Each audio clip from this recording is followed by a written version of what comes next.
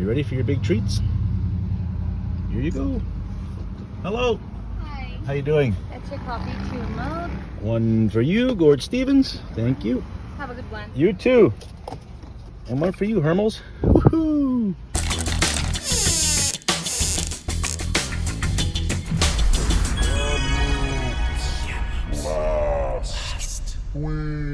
We are live, but we are also on tape. We are deep down in the bowels of Lee's music. Chris Folds, Greg the engineer, Mike, Bill, episode 50.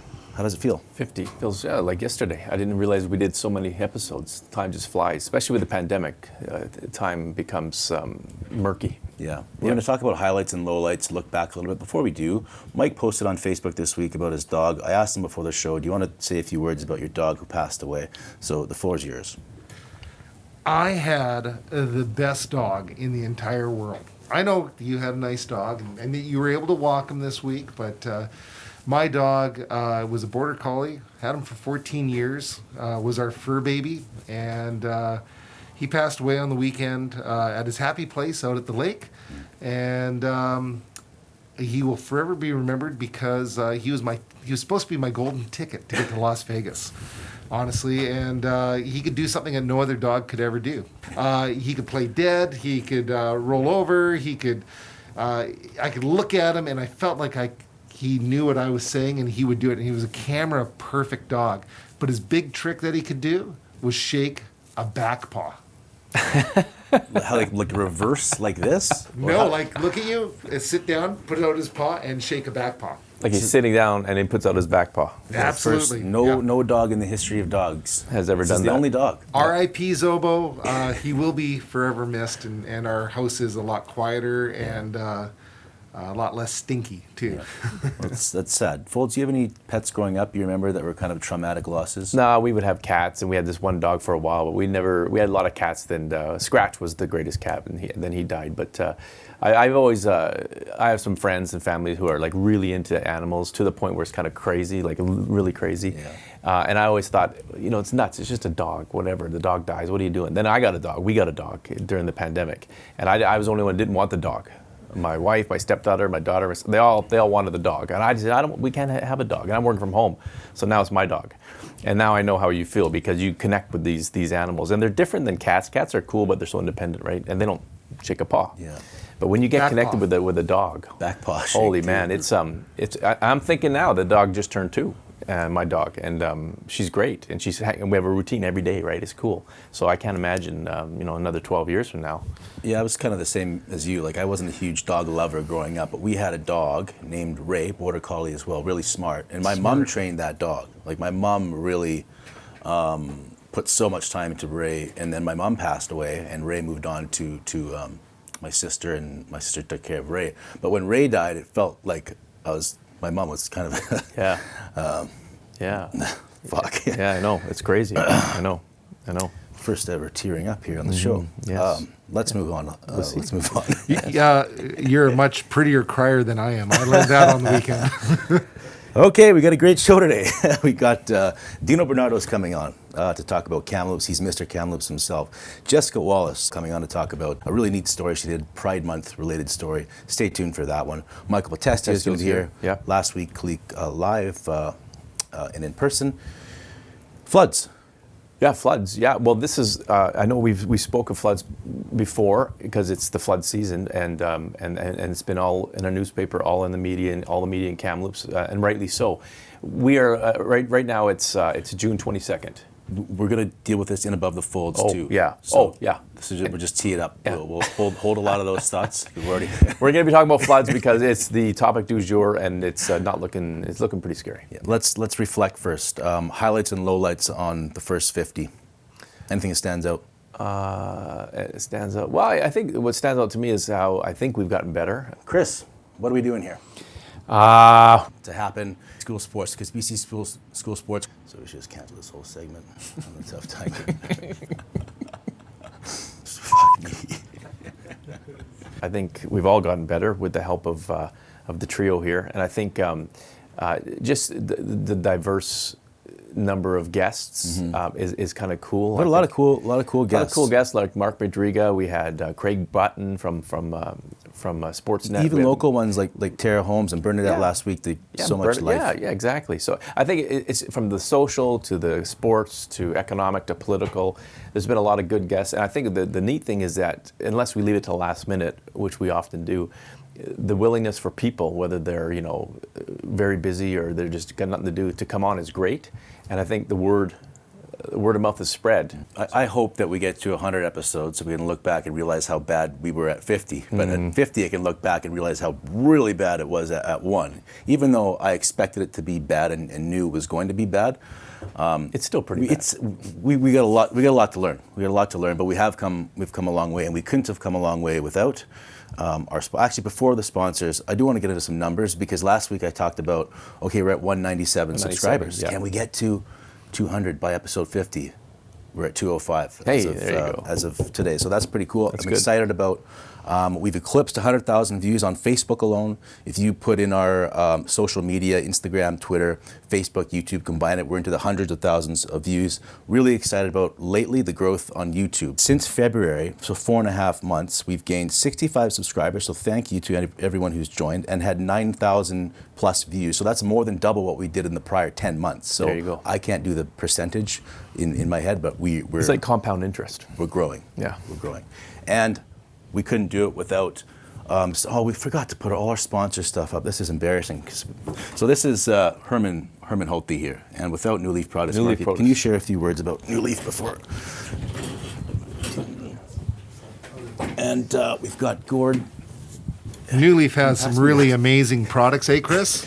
Oh, Yeah. New Leaf's the best. I just bought some lettuce there yesterday for some tacos. It's fantastic, and it's better than any other store around there because it seems to be fresher than most. Are you still drinking the cherry juice from New? I finished that whole thing. It was like 3 liters. It lasts for about, I think, 8 weeks. It was fantastic. I've been When using was that, last summer? That was great. I've been using bubbly water and a little bit of cherry juice and ice and my mix of choice, and it's been a great summertime drink. Some vodka with that would be great. There you That's go. Absolutely saved our So bacon this is there, the pure Mike. pear juice. I haven't tried this yet, but the cherry juice is fantastic. It's not cherry season yet, I don't think. But it is strawberry season, and get on down to New Leaf Produce Market for strawberries. I do want to thank all our sponsors that have been on board. Number 1, first ever, Tara Holmes. Holmes where the heart is matchmaking. Thoughts on Tara Holmes real quick? Oh, she's great. She's got her column, her matchmaking column, every second week in Kamloops this week. The next one's on the 29th. And I think she's wrapping up her matchmaking services in the fall.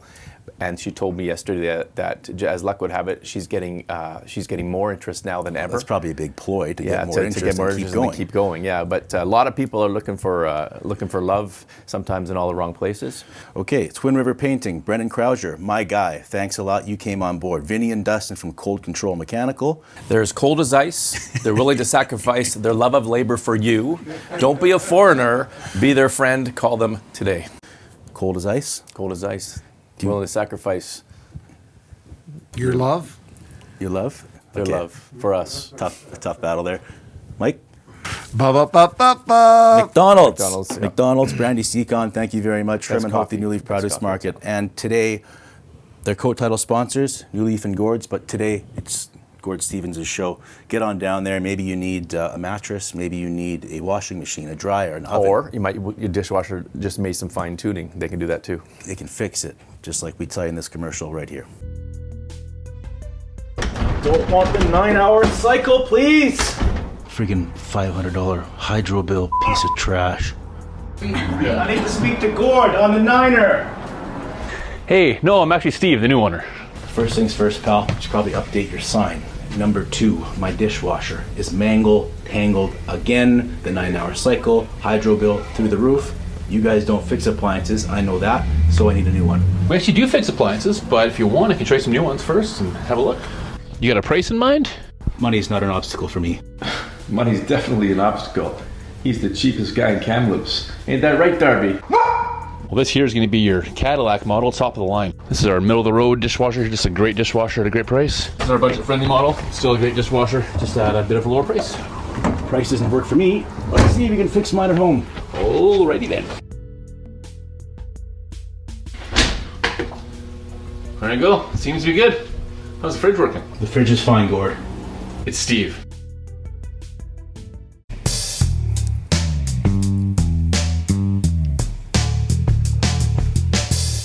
Dino Bernardo, before we get going here, some interesting information before we got on camera. You and Mike Miltimore have a history, goes way back. Way back to Stewartwood Elementary School. And you were saying there's quite a few people that kind of came out of there. A lot of distinguished alumni. My sister Marcella Bernardo that works for CBC, Peter Milobar, Raj Sahota, Mike as well. Yeah. You mentioned your mom. Condolences to Thank you very much. your mother. We want to talk business though. Downtown Kamloops. You're Mr. Kamloops in my mind. You own business on the North Shore and the South Shore. Let's start with getting through the pandemic and your business. How was it, especially going back to the start when there was so much uncertainty? I think the biggest thing with the pandemic was the uncertainty of, the federal government would make an announcement and what they announced wasn't what the actual program was. So you had to sort out through it. I'd like to thank Paul Mumford, who was our personal accountant that spent countless hours helping us. Carl DeSantis and the BIA had regular meetings to talk to the downtown businesses to let them know, like, this is what's happening, this is how we're going to do this.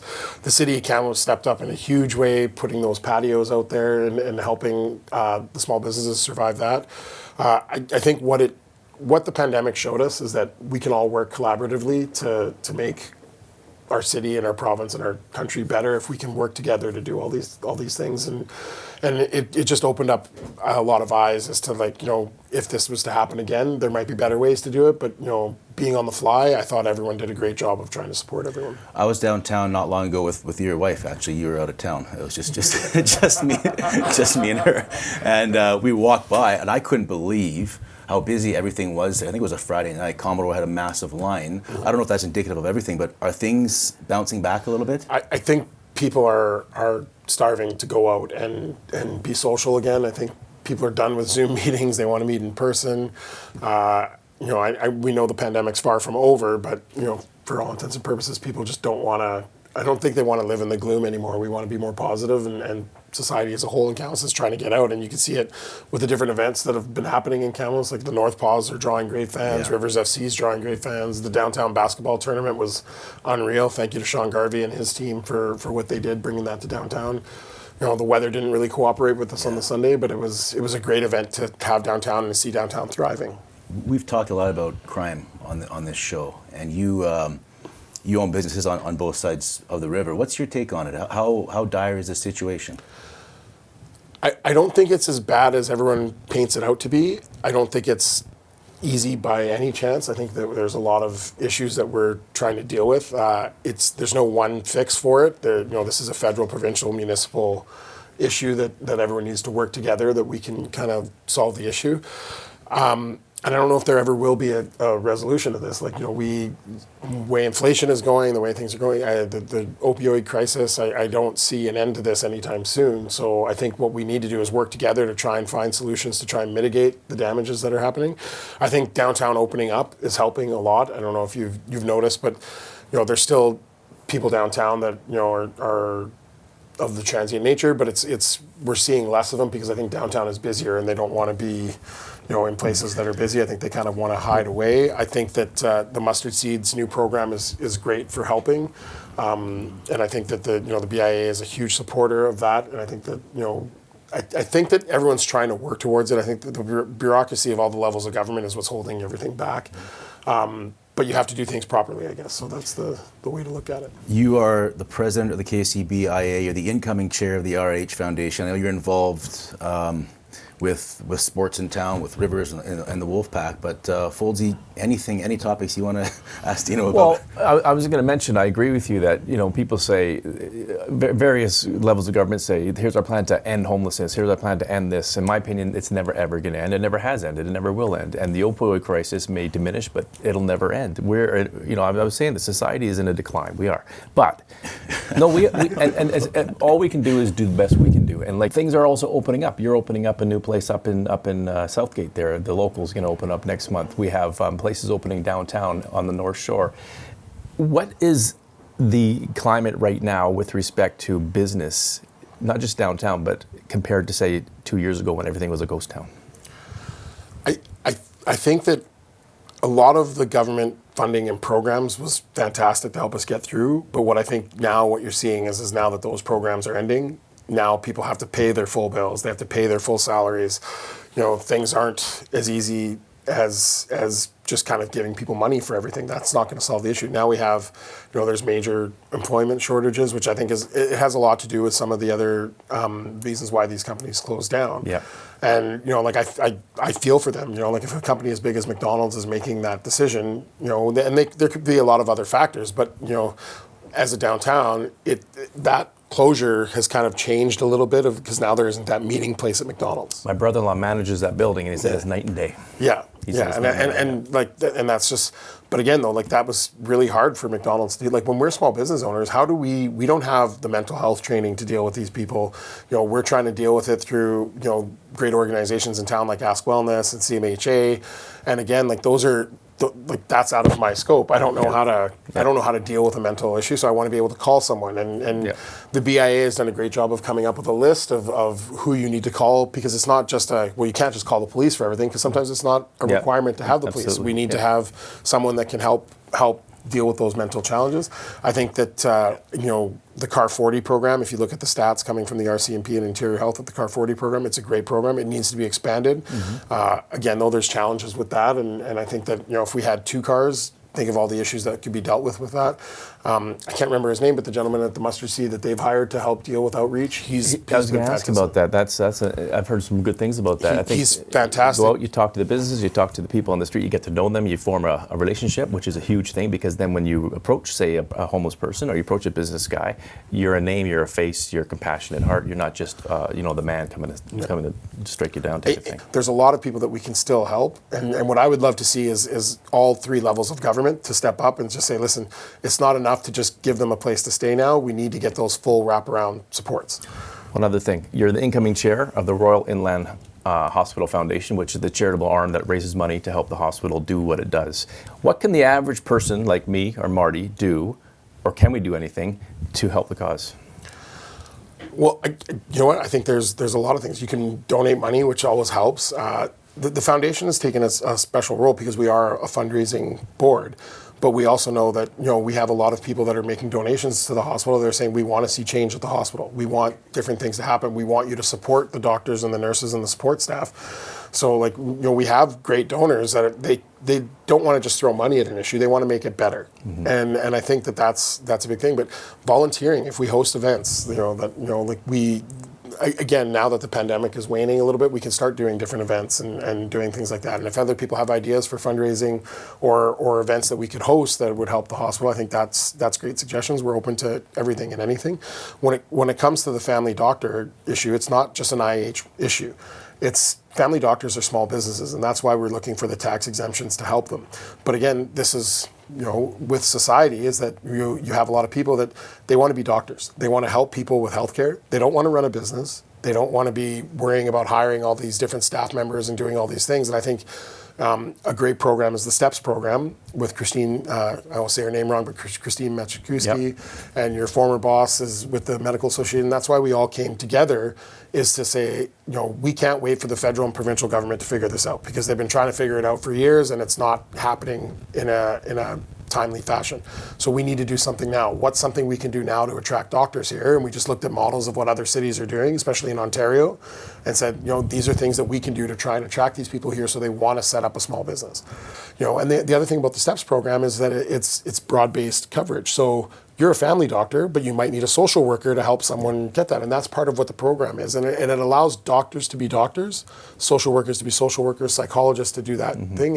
And some of the issues might not be something that the family doctor can help with. But the problem that you have is it might take you 2 or 3 weeks to get into your family doctor. And then it might take 2 or 3 weeks to go see the social worker. Yeah.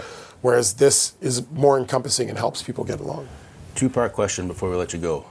Politics in your future at all? And number 2, mayoral race. I know you don't want to back anyone, but just your thoughts in general on the mayoral race. Politics for me, it just isn't something that's going to work for me at this time with opening the new business. But also, it's a huge time commitment that I just don't think I have the time to do currently, and especially with the election being right around the corner. When it comes to backing anyone or the mayoral race, I kind of want to see what the full spectrum of candidates. I think people have until September 30th to declare if they're running. Yeah, sometime September, and the election's on the 15th of October. Yep. Yeah, and what I would like to see is just see that someone that's passionate about Kamloops and cares about developing the community and making the community a better place. Because essentially, I've had great mentors in my life that showed me that if you want your city to be better, you need to give back to your city. And that's why I volunteer for as many things as I do and try and help out as much as I can, is because I love Kamloops. I never pictured myself living anywhere else. So if we're going to be here, let's make Kamloops not just good for ourselves, but make Kamloops great for everyone that's involved in Kamloops. And we're seeing it. Like, we have a ton of people that love this city, and that's part of what the attraction is. If we can attract a doctor here by some of these incentives, once they get here, they're not going to want to leave. Kamloops is a great place. You have a world-class ski hill close by, a great junior hockey team. You're starting to see baseball, soccer developing in Kamloops. You have great lakes for fishing, mountain bike trails. Like, maybe we'll be an Olympic city in 2030. Maybe We might be. You know what? If Another city dropped out. You know, I don't. Barcelona's out because they were fighting. If I don't vote, as you know, I haven't voted since I became a reporter in '92. But you know who I vote for mayor? Bryce Herman. Bryce Herman. Well, he has great hair. No question about that. He's a good guy. Okay, Dino, thanks a lot for being here. We appreciate your time. You probably got 3 more meetings today. You had, what, 2 already? And you got to go see a priest in half an hour here or something? Yeah, it's only 9:21. It's 9:20 a.m. Okay, let's move into the Last Week Clique in person for the first time ever. I actually have a question for you. North Shore or South Shore Italian? Who are the real Italians? Right. South Shore. South Shore. Right? Oh, boy, Michael Potestio. What do you think about Michael Potestio and his North Shore Bandits? Other than on this podcast, I don't really hear about a lot of the bandits. Oh, don't lie. Yeah, it's a battle. But we're all tomatoes. one. We're all one fabulous Italian pasta eating race. The I don't Colombo see the- Lodge He's is really like a driving no-fly a zone. wedge between everybody is what the problem is. And his thing is that his tomatoes are better because they grow on the North Shore. North Shore, yeah. And he said the tomatoes make you a better Italian. I don't know if that's true. The soil Well, is pure. you know what? He's got a point because the weather is a little bit better on the North Shore. But anyone who's had my father's tomatoes will argue that he makes the best tomatoes in town. So I'm not going to argue against that. There you go. Michael Potestio, suck it. Check 1, mic check 2. Check, check, check, check. Okay, good. Mike, your mic? Test, 1, 2, 3. Yeah, good enough.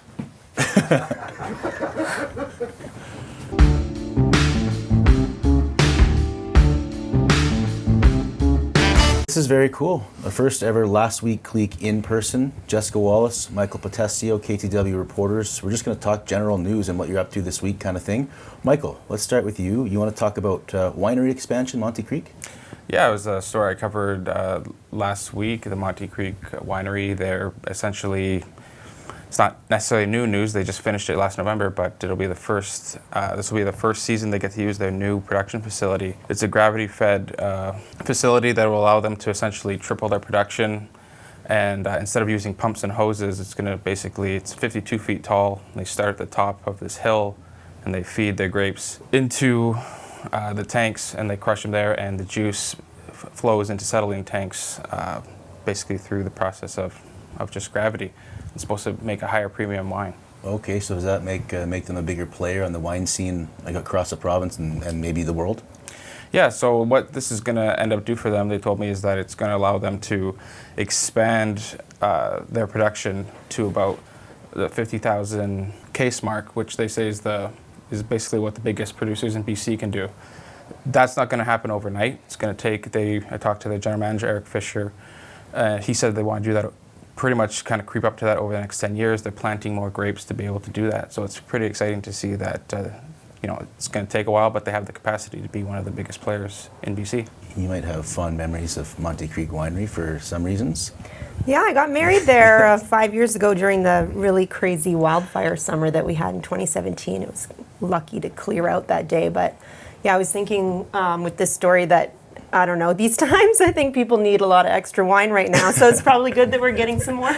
I remember how hot that day was. Yeah, it was really warm. Really cool story for us. I read it last night. Jaiden Dawyduik. I hope I didn't screw that. Dawyduik. I knew it. I screwed it up right away. Okay, it's hard to say. The spelling's kind of... Sorry, Jaiden. Walk us through it. Yeah, so met with 23-year-old NorCam secondary alumni Jaiden. She's a runway model and a hairstylist that works in Sahali. And I met with her and her family during Pride Month and talked to her about gender identity and gender-affirming care. Yeah, and she felt like she was trapped inside a male body for a good portion of her life growing up.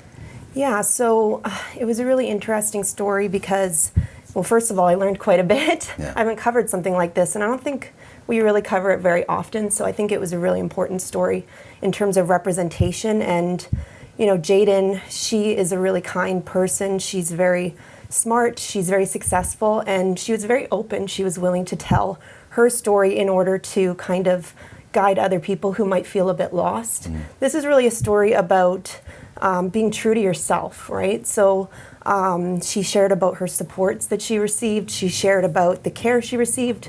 Not everybody goes through the medical transition stage, but she went through that and walked us through what that care looks like, both locally and how it's improved in recent years. I guess she had to go to Montreal for surgery as early as when she was 19, so it would have been 4 years ago, and now it's available in Vancouver.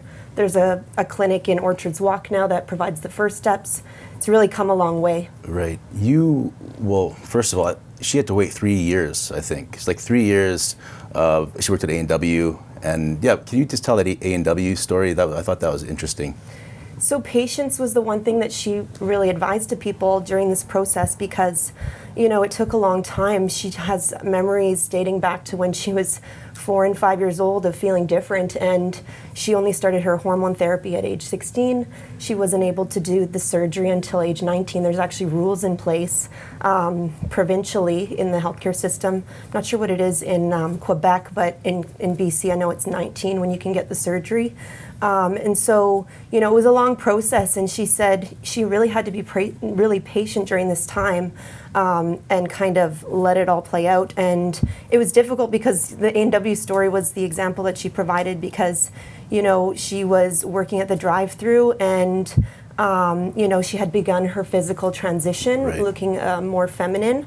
But her voice didn't match how she appeared, so she would be working with the public and kind of over the headset and hearing and speaking in kind of a lower voice, and then because she had to train her voice to actually be higher, and then people would come to the drive-through window and be a bit surprised. So that was one of the experiences that she shared about that transition process. Yeah, I think patience was a good word to use there because it seemed like she'd have to have a lot of that. And she mentioned the story is online. It'll be online today. KamloopsThisWeek.com. It's in today's newspaper, over 2 pages, 13 and 14. She mentioned a lot of support, which is the huge thing. Not only from her parents, which is really good, but from her peers at school. And that's the big thing, right? And she says there are people who make some comments, but she got a lot of support. She's pretty confident, right?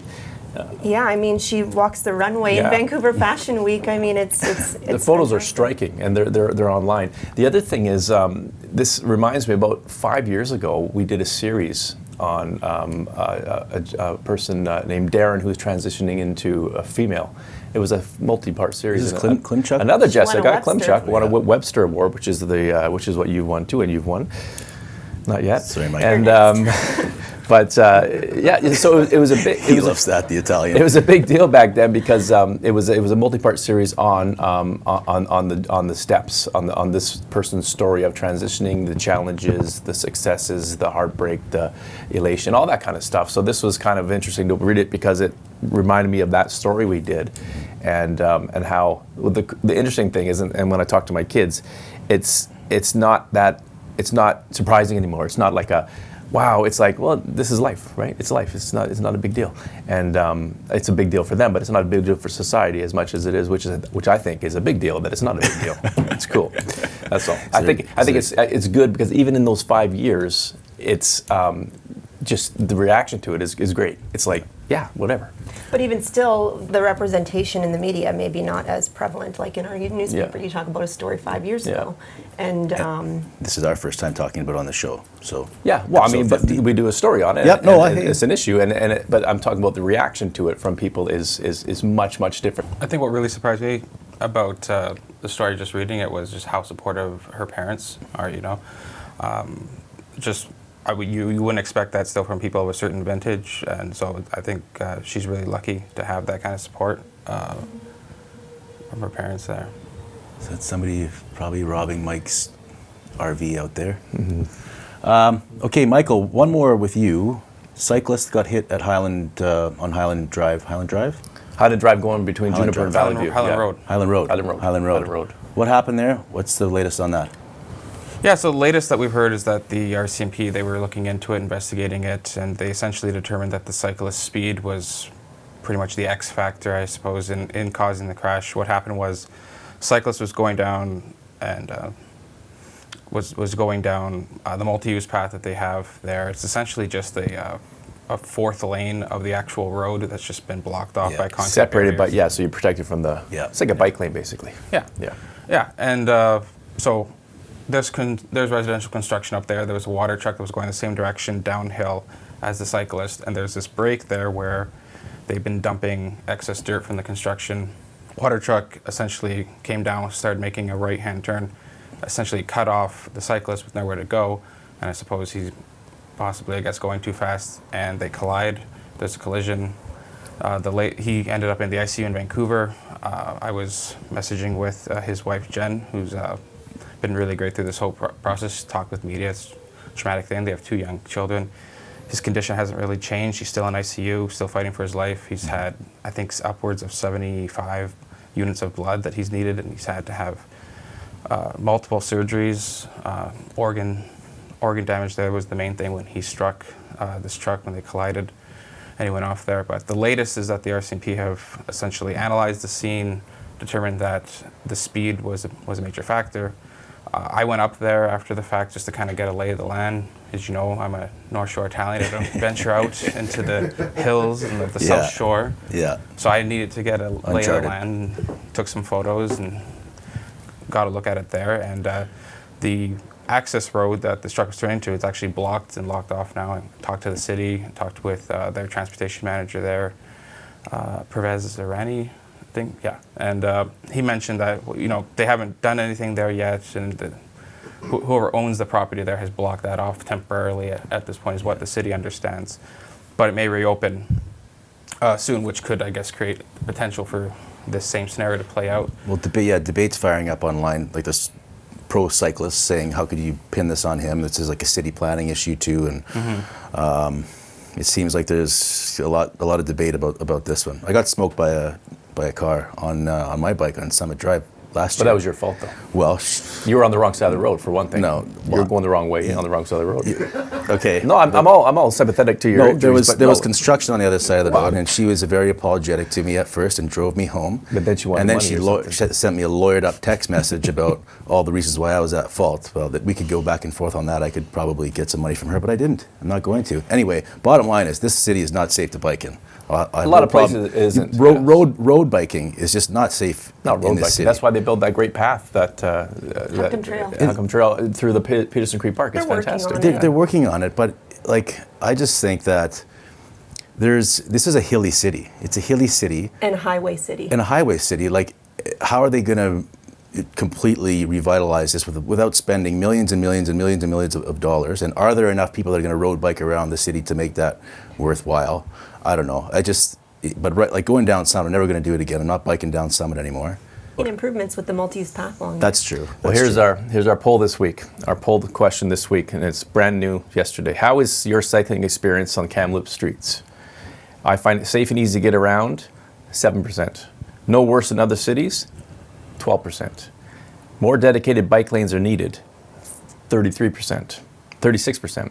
And then the number one answer, it is too dangerous to cycle on city streets, 46%. So yeah, that's what our readers say. I am happy they're, with all improvements they're going to try and make in the biking, and I do like that trail that goes straight downtown. Yeah. I will take it. And Valley View has a trail coming in. I mean, yeah, I'm happy with all that stuff. I'm just saying it's impossible, I think, overall to make this. If I was riding a bike, which I don't, but let's say I was riding a bike around and I'm anywhere where there's lots of traffic, I'm riding on the sidewalk. I don't care if it's illegal. Try ticket me, screw you. I get off when people come by. I'm not going to go down Columbia Street. I'll go on the sidewalk. Yeah. Well, that's the funny thing about multi-use paths, too, is because you're putting the cyclists with the pedestrians. And yes, it's wider than a sidewalk, but it's almost like this kind of catch-22 for the cyclists, because you either put them on the street with the fast-moving cars, or you put them on these multi-use paths. Well, you ring a bell as you're approaching people. I walk my dog along Schubert Drive all the way to Westmount all the time, and there's tons of bikes, and they just call out beforehand, or they ring their bell, and there's been really, really no problems with it. You just got to use your common sense. The thing that I don't understand is how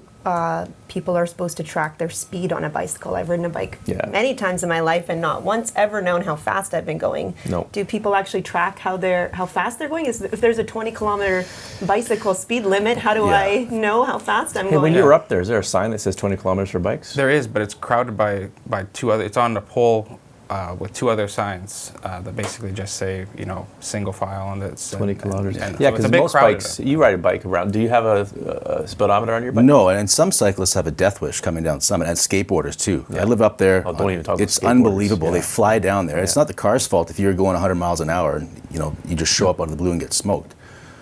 I don't know.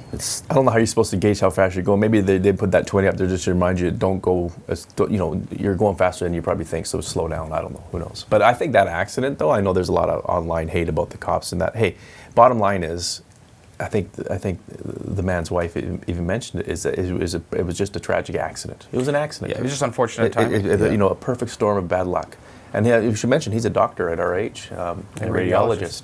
And it seems like a great guy. Hopefully he recovers. I'm curious to see what the biking infrastructure will be like in, say, 10, 15 years, because council has approved significantly more money for active transportation projects. We see all sorts of projects in the works. I think we're in a bit of a transition stage. At the same time, we're also seeing cycling increase in popularity during the pandemic. These e-bikes have made Kamloops way more bike-friendly, because we can go up these hills with a little button.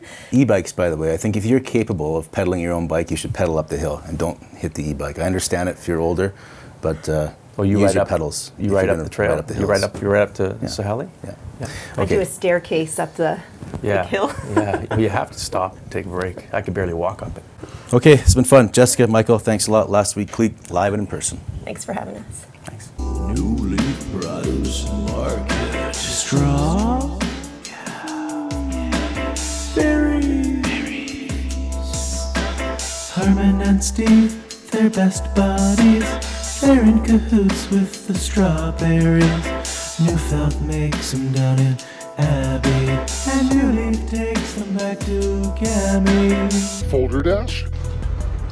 Foulderdash. Foulderdash? Foulderdash, where we combine your love of the English language with your tendency to blow up on social media. Today's word of the day is Archie Bargy. So, do you know where we're going with this one? No, not really. All right. University of Ottawa law professor Amir Adaran. Yeah, Adaran, yes. He's not happy about unmasked flight attendants, so he goes to Twitter and he expresses his discontent. Here comes the donut operator. Oh my God, you were that kid in school, weren't you? He says to Amir. Here comes Amir. He says, sure was. Went to university, did great. You were that kid behind the McDonald's counter, weren't you? So he's kind of like He's degrading people those who work at the fast food restaurants. Yeah. In swoops Joel Wood, who is an Earl Marriott secondary grad, to strive to seek to find and not to yield. Joel Wood works at TRU. Works at True, yeah, that's right. He says, hey, I've taught some bright students who have worked at McDonald's. Nothing wrong with that. Oh, the privilege you must have to say something like that. Mix in a hard day's work, basically, is what he says. Yep. Out of the blue, here comes your number one nemesis in this story, Jerry T. Okay. I don't know who Jerry T is. Jerry T. He comes in and he says, what? McDonald's workers are now part of a protected class that social justice warriors must rush to the battlefront to protect? And here's where you've had enough. You can't let this fly. So Foldsy's had it. In comes Foldsy. Jerry T. : and we know how it's either a period of a colon if you're upset. You are like a child who walks into the living room an hour into the movie and begins commenting nonsensically about the plot about which you have no clue. Do your homework before jumping into a conversation. That's right, yes. Well, I don't know who Jerry T is, but I know who Amir Adaran is. And the weird thing is, well, first of all, I want to defend anyone who slags on minimum wage workers. As we found out through the pandemic, we rely on them more than anybody to get us through these tough times. Both of your kids, both of my kids worked at graduates? McDonald's. For the professor Adaran to do that, and then later he also said to someone, "Oh, go flip a burger for me." Yeah. He's lost the plot. It's weird. He's a weird guy. He's a brilliant guy. He's a professor of law, professor of science, chemistry, I think. He went to Oxford, Harvard, and Yale, and he has all these degrees, but he just can't get class apparently, right? He was in class, but he can't get class. But he's gone crazy the last while. Now he's like obsessed with masks, and he's shaming these flight attendants for not wearing masks. And but you came after Jerry T though. Well, you came after Jerry T. Because Jerry T was saying, why you guys feel the need to defend Jerry T was all we were saying is Jerry T. is Professor, you can make your point without first of all shaming people. Like he had pictures of flight attendant on the he kept doubling down with all, like, we do have to wrap this up because the exchange, the Archie Bargy wasn't quite done. Jerry T came back at you. He didn't like what you said. He says, no, you're like a child who doesn't realize any story or case study is a function and reflection and element of society as a whole. And then Foldsy finishes it off. The coup de grace here. Go to your room, Jerry. That was it. Well, first of all, I don't know what he's talking about there. He's probably a guy who got a degree in something that is not useful, and he's using the words he learned, because I don't understand what he means by that. Yeah, but I liked your ending, and we will end this by saying you can work at McDonald's and be very successful, just like Kim Eliason, who started at 15 years old, July of 1977, when she started working at Valley View location at McDonald's. She still works at McDonald's. You trained Brandy, I think? Yes, I did actually. She was a junior manager under me when she was young. Absolutely. And here she is. Wonderful lady. She's done so well for herself. Really proud of her. You told me you have 3 cruises planned, I think, this year. Retirement's not too far away. What do you think it's going to be like to not work at McDonald's when you retire? Oh, I'm gonna still work. Don't kid yourself. I'm not that girl that can sit at home and watch TV and your house can only be so clean. So I will still continue to be a part of McDonald's until I can't be anymore. I absolutely love what I do. I do love my job.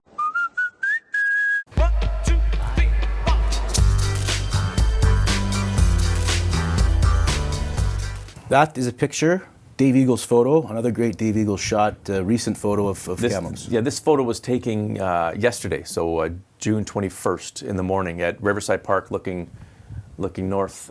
This is this sign here says it's a danger, about the currents. This sign is usually way up on these poles, and the river's way down. That's how high it is.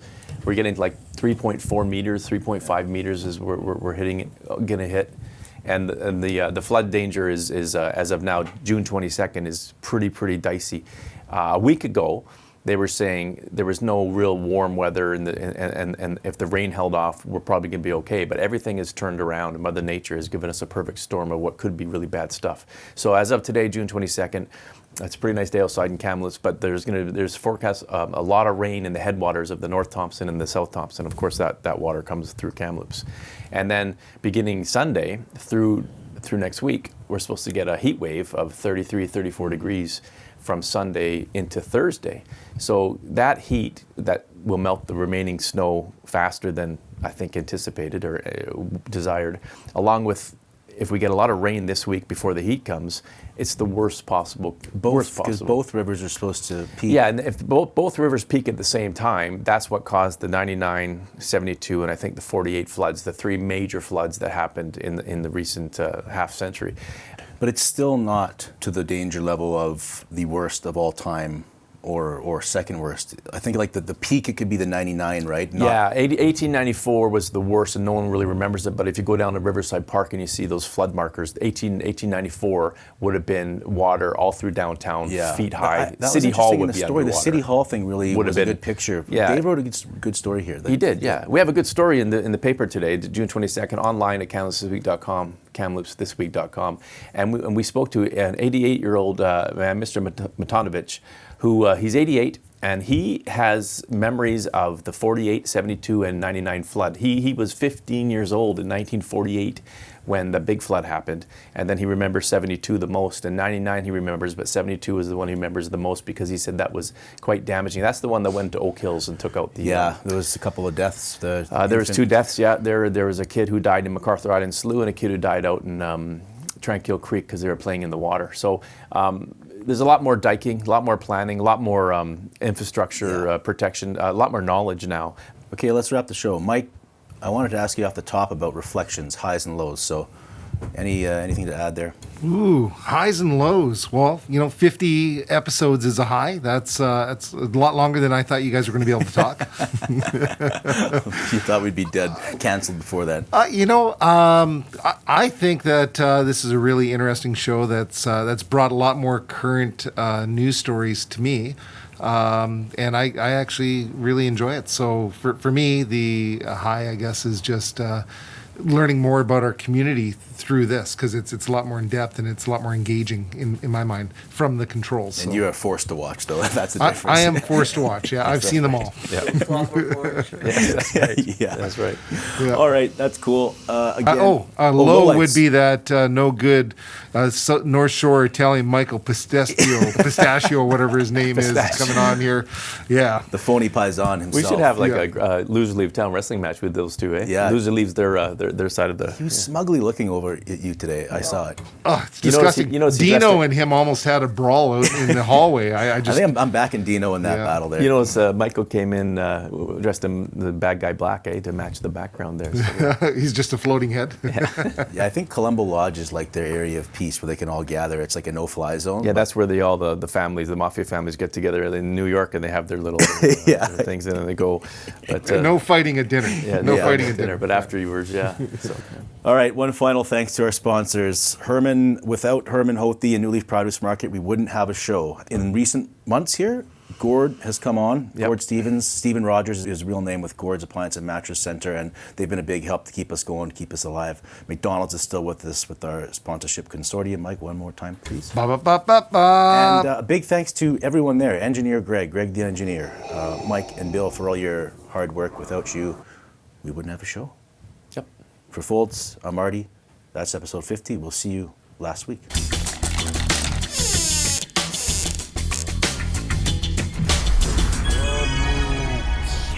Last week.